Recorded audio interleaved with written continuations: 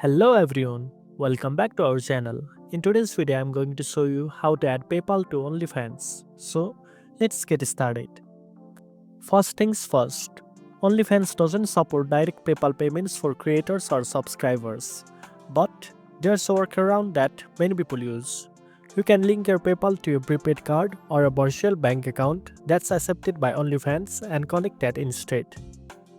To do this, sign up for a service like Payoneer or Wise. Both of these services allow you to receive money from PayPal and then transfer it to a virtual bank account. Once you have set that up, log into your OnlyFans account, go to your Payout settings and add your new virtual account details there. If you are a subscriber wanting to pay with PayPal, you can try using a PayPal linked debit card or credit card on OnlyFans. As long as the card is accepted by the platform, your payment should go through even though it's funded by your PayPal. And that's it. Now you know how to add PayPal to OnlyFans.